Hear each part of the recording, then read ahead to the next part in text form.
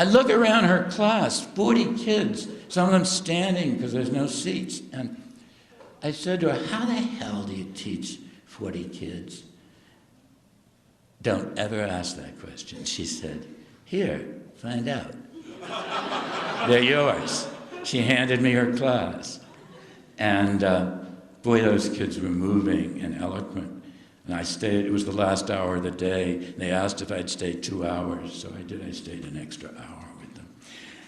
I came away. Their writing skills and reading skills, after years and years of drill and kill instruction with one of the worst textbooks in America, which is called Open Court. After all the years they'd spent in school using Open Court, guaranteed, a sort of a guaranteed drill and kill phonics reader, they couldn't write a cogent sentence. It was a failure. It was a total failure.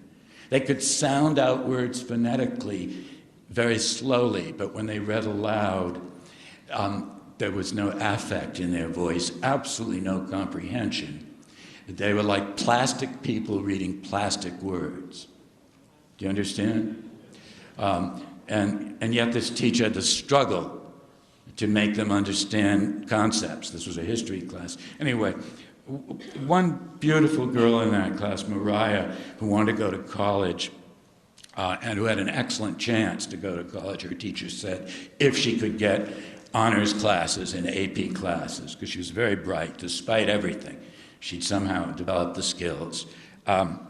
She told me she'd been forced to take a sewing class the year before. And I said, what do you want to take? And she said, well, I wanted to take an honors course in math. And then she started to cry in front of me, in front of the whole group. She said, now they say I have to take hairdressing this year. Hairdressing.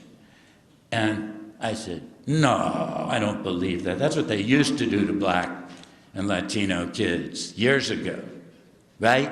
Any older black folks here know what I'm talking about? They used to say, do something useful. You folks can work with your hands, right? I said, no, they couldn't still be doing that in an enlightened state like California, under the governorship of the very essence of Renaissance man. But she said, no, she had to. There was no choice. And at that point, one other student in the class almost tried to freak me out. She said, I took 2 hairdressing classes. I said, no. For credit? She said, yes, for full credit. I said, how could that be? She said, one was hairdressing, and the other was advanced hairdressing. It's like AP hairdressing. And Mariah just kept crying, and these are her words. She said, I don't want to take hairdressing. I didn't need sewing either. I knew how to sew because my mother is a seamstress in a garment factory. Her mother worked in a sweatshop. I'm trying to go to college. My mother wants me to go to college. I don't think you need to sew to go to college.